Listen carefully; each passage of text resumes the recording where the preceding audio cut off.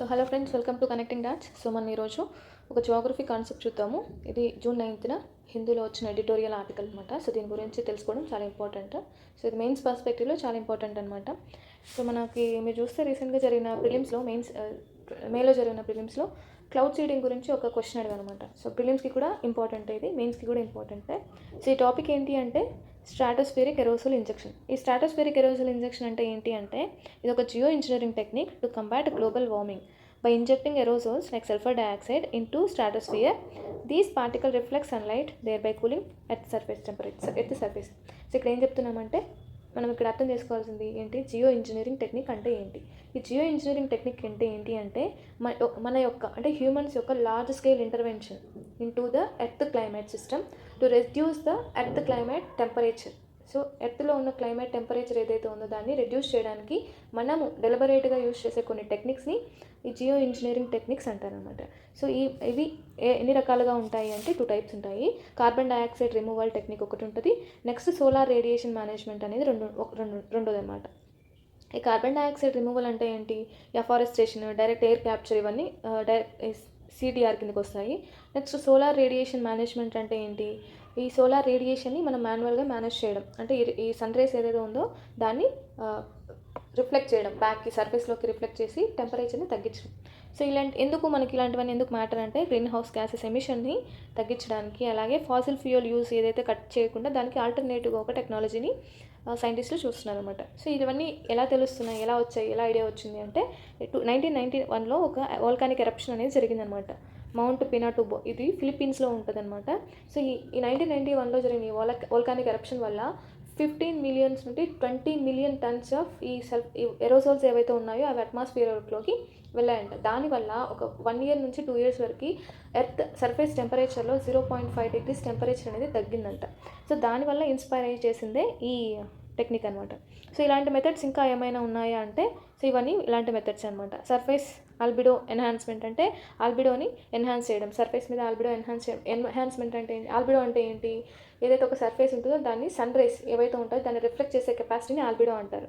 So ఆల్బిడోని 0 నుంచి 1 స్కేల్లో కొలుస్తారనమాట. 0 albedo ఉంది అంటే అసలు రిఫ్లెక్ట్ చేసే కెపాసిటీ లేదు ఆ సర్ఫేస్కి అని. నెక్స్ట్ 1 ఆల్బిడో ఉంది అంటే వచ్చిన సన్ రేస్ వచ్చినట్టు రిఫ్లెక్ట్ చేస్తుంది అని అర్థం. సో ఇవన్నీ మనం చూస్తూ ఉంటాం కదా, మన రూఫ్ టాప్ పైన వైట్ కోటింగ్ పెయింట్ వేస్తూ ఉంటారు, అది కూడా దీనికి ఎగ్జాంపుల్.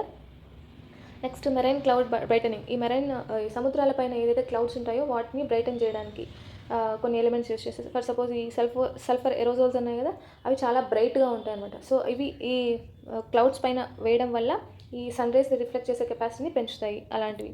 నెక్స్ట్ స్ట్రాటోస్ఫిరిక్ ఎరోసోల్ ఇంజెక్షన్ ఇప్పుడు మనం చదువుతున్నది కదా. నెక్స్ట్ స్పేస్ బేస్డ్ రిఫ్లెక్టర్, ఏదైతే శాటిలైట్స్ కొన్ని ఉంటాయో ఆ శాటిలైట్స్ యూస్ చేసి కూడా సన్ రేస్ని రిఫ్లెక్ట్ చేయడం.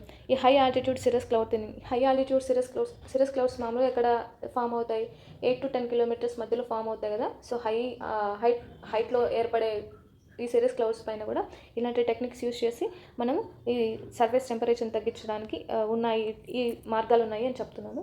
నెక్స్ట్ టెక్నికల్గా లాజిస్టికల్గా ఏమైనా ఛాలెంజెస్ ఉన్నాయంటే కోర్స్ ఉన్నాయి. ఈ టైప్ ఆఫ్ మెటీరియల్ మనం ఏది యూస్ చేస్తున్నాము, ఏ టైంలో యూస్ చేస్తున్నాము, ఎక్కడ యూస్ చేస్తున్నాము అనేది కూడా ఒక సవాలే.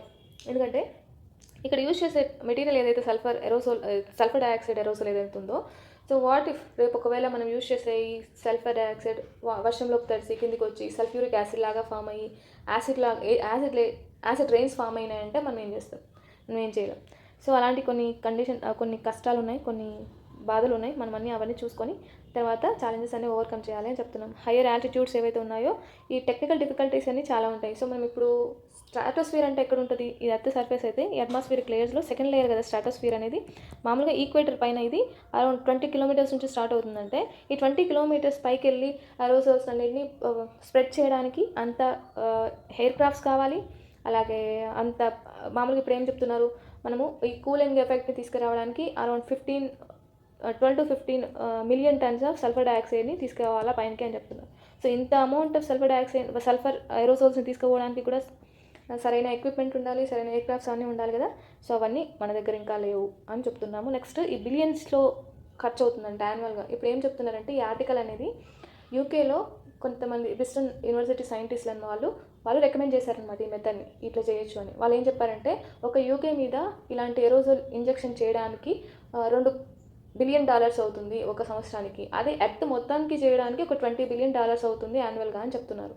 సో $20 బిలియన్ అంటే ఈజీ థింగ్ కాదు కదా. అన్ని కంట్రీస్కి పాసిబుల్ అవ్వదు అంత కాస్ట్లీ డెసిషన్ తీసుకోవడానికి, అంత కాస్ట్లీ వర్క్ చేయడానికి. సో అదనమాట ఈ కాస్ట్ అండ్ ఫీజిబిలిటీ అనేది. నెక్స్ట్ కన్సర్న్స్ ఏమున్నాయంటే సైడ్ ఎఫెక్ట్స్. ఇంకా మనకి ఏం తెలియదు ఒకవేళ ఈ ఇంపాక్ట్ మాన్సూన్ మీద ఎలా ఉంటుంది. ఒకవేళ టెంపరేచర్ తగ్గింది అంటే క్లౌడ్ ఫార్మేషన్ తగ్గుతుంది. క్లౌడ్ ఫార్మేషన్ తగ్గుతుంది అంటే మాయిశ్చర్ ఉండదు కదా క్లౌడ్స్లో. మాయిశ్చర్ లేనప్పుడు వర్షాలు ఎట్లా వస్తాయి, ప్రెసిపిటేషన్ రాదు కదా. సో మాన్సూన్ మీద ఇంపాక్ట్ చూపించచ్చు, క్రాప్ ప్యాటర్న్ మీద ఇంపాక్ట్ చూపించచ్చు. ఏంటి టెంపరేచర్ సడన్గా తగ్గిపోయింది అంటే వీట్ లాంటి పంటలకి ఏంటంటే అవి అడాప్ట్ చేసుకున్నాయి అలాంటి మెకానిజంని. ఏంది పెరిగేటప్పుడు టెంపరేచర్ ఎక్కువ ఉండాలి, అవి బాగా సీడ్స్ రైపన్ అయ్యేటప్పుడు టెంపరేచర్ చాలా తక్కువ ఉండాలి. ఒకవేళ ఇవి పెరిగేటప్పుడు వీట్ కొంచెం చిన్న స్టేజ్లో ఉన్నప్పుడు ఒక వన్ మంత్ అలాంటి స్టేజ్లో ఉన్నప్పుడు చాలా ఎండ అవసరం. ఒకవేళ అలాంటి టైంలో తగ్గిపోతే మొత్తం పంట అంతా ఆడేపోతుంది. సో అలాంటి క్రాప్ ప్యాటర్న్స్ దెబ్బతినొచ్చు. ఓజోన్ లేయర్ మీద ఎలాంటి ఇంపాక్ట్ ఉంటుందని మనకు తెలియదు. సో ఓజోన్ లేయర్ మీద కూడా impact చూపించచ్చు.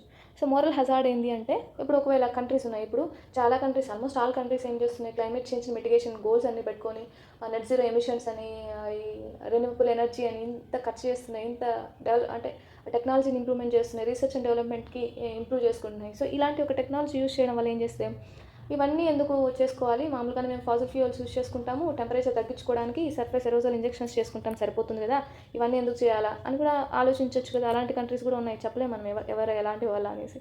So geo political risks ఏమున్నాయి, ఇప్పుడు ఒక కంట్రీ చేసింది ఒక ఇది చేసింది ఈ ప్రాక్టీస్ చేసింది, ఆ ఎఫెక్ట్ అనేది ఆ కంట్రీ మీదనే ఉంటుందని తెలియదు కదా మనకి. పక్కనున్న కంట్రీ మీద పోవచ్చు కదా. ఎర్త్ అనేది ఇంటర్కనెక్టెడ్ కదా. అట్మాస్ఫియర్ ఒక కంట్రీకి ఒక విధంగా, ఇంకొక కంట్రీకి ఒక విధంగా, ఒక లొకేషన్లో ఒకలాగా, ఇంకో లొకేషన్లో ఒకలాగా ఉండదు కదా. ఇది మొత్తం ఇంటర్కనెక్టెడ్. మీరు ఒక కంట్రీ మీదనే చేసి ఒక చోట చేసి ఇది మా కంట్రీ మీదనే ఇంపాక్ట్ చూపిస్తుంది అంటే ఎట్లా తెలుస్తుంది, మనకు తెలియదు కదా. సో అలాంటి కొన్ని కన్సర్న్స్ ఉన్నాయి కాబట్టి గవర్నెన్స్ అనేది దాని మెకానిజం ఒకటి ఏర్పడాలి. అంటే గ్లోబల్లో ఒక మెకానిజం ఉండాలి దాన్ని ఓవర్సీ చేయడానికి అని చెప్తుంది. సో మొత్తం ఈ సమ్మర్ ఇప్పుడు మనకు చెప్పిందంతా ఇది. ఒకవేళ 12 million tons of sulphur dioxide కావాలంట 1 డిగ్రీ సెంటీగ్రేడ్ టెంపరేచర్ని తగ్గించడానికి. సో ఇమాజిన్ ఒకవేళ ఇంత సల్ఫర్ డయాక్సైడ్ అనేది సల్ఫ్యూరిక్ యాసిడ్ లాగా ఫామ్ అయ్యి యాసిడ్ రెయిన్స్ పన్నాయంటే ఇంకా భూమి మీద ఏమి ఉండదు, మొత్తం నాశనం. Next global collaboration, transparent research and development అనేది చాలా అవసరం. ఈ రెగ్యులేటింగ్ మెకానిజం కూడా ఉండాలి, ఎందుకంటే ఇది కొత్త టెక్నాలజీ, ఎలాంటి ఇంపాక్ట్ ఉంటుంది ఎవరికి తెలియదు కాబట్టి. సో ఇలాంటివన్నీ కొన్ని మనం మెజర్స్ తీసుకున్న తర్వాతనే ఇలాంటి టెక్నాలజీ ఇంప్లిమెంటేషన్కి వెళ్ళాలి, డైరెక్ట్గా వెళ్ళకూడదని చెప్తున్నాం. సో ఇంకా క్రిటికల్ ఎవాల్యుయేషన్ ఏముంది అంటే సో మనకేం తెలుసు, సైంటిఫిక్ బేసిస్ ఉన్నాయి, అవుతాయి వల్కానిక్ ఎరప్షన్స్ వల్ల చూసాము, కానీ అది హ్యూమన్, అది ఎన్విరాన్మెంటల్లో ఒక న్యాచురల్గా జరిగిన ఒక ఇంపాక్ట్. మనము హ్యూమన్ మేడ్గా ఎప్పుడు చేయలేదు కదా. సో అలాంటి ఇంపాక్ట్ ఎలా ఉంటుందో మనకు తెలీదు, ఫీజిబిలిటీ ఎలా ఉంటుందో తెలీదు, రిస్క్స్ ఎలా ఉంటాయి, ఎకలాజికల్ షిఫ్ట్స్ ఎలా ఉంటాయి, ఇప్పుడు మనం చూసిన ఎథికల్ ఈక్వెషన్స్ ఉంటాయి, గ్లోబల్లో ఇన్ఈక్వాలిటీ ఉంటాయి, ఒక కంట్రీ మీద చల్లగా ఉండదు, ఇంకొక కంట్రీ మీద వెచ్చగా ఉండదు. కాబట్టి ఇవన్నీ ఇంటర్కనెక్టెడ్ కాబట్టి ఇంటర్కనెక్టెడ్ ఇష్యూస్ అన్ని ఇంటర్కనెక్టెడ్గానే చూసుకోవాలి. ఒకటి మేము ఇది చేసుకుంటాం అని చెప్తే కుదరదు. నెక్స్ట్ గవర్నెన్స్ నీడ్ కూడా అవసరం, ఎందుకంటే ట్రాన్స్పరెన్సీ అనేది చాలా అవసరం. ఒక కంట్రీ ఇంపాక్ట్ అవ్వదు కదా. సో గ్లోబల్ మొత్తం ఇంపాక్ట్ అవుతుంది కాబట్టి గ్లోబల్ మొత్తం కూర్చొని డెసిషన్ తీసుకోవాల్సిన సిచ్యువేషన్స్ అన్నమాట ఇలాంటివన్నీ. సో ఇప్పుడు ఏం చేస్తున్నాం, ఫర్దర్ సైంటిఫిక్ రీసెర్చ్ అవసరము, అక్యురసీ పెరగడానికి గ్లోబల్ నామ్స్ అనేవి కావాలి, ట్రీటీస్ అనేవి సైన్ చేయాలి ఈ జియో ఇంజనీరింగ్ కోసం అని చెప్తున్నాము. నెక్స్ట్ ఈ పబ్లిక్ దగ్గర ఎక్స్పర్ట్ కన్సల్టేషన్ అనేది కూడా చాలా ఇంపార్టెంట్ ఎథికల్ ఓవర్సైట్ కోసం. ఏదైతే మనం ఈ టెక్నాలజీ అంతా చదువుతున్నామో ఇది ఒక టెంపరీ సొల్యూషన్ మాత్రమే, ఈ లాంగ్ లాస్టింగ్ సొల్యూషన్ కాదు. ఇప్పుడు మనం ఏం చేస్తున్నాం, వోల్కానిక్ కరప్షన్ చూసాము, 2 years తగ్గింది టెంపరేచర్, మళ్ళీ పెరగలేదా. సో ఎవ్రీ ఇయర్ చేయాలంటే కూడా అంత ఖర్చు తట్టుకునే శక్తి ఉండాలి, అలాగే లాంగ్ లాస్టింగ్ సొల్యూషన్స్ ఉండాలి. సో ఇట్లాంటి టెంపరీ సొల్యూషన్స్ చూడకూడదు అని మనం చెప్తున్నాం. ఇది overall crux of the article. So ఇది చాలా ఇంపార్టెంట్ మెయిన్స్కి. సో చూసుకోండి, సో ప్రాక్టీస్ చేయండి. నేను ఇచ్చిన క్వశ్చన్ ఇది, దీనికి related question. So thank you for watching. Stay connected and stay focused. Thank you.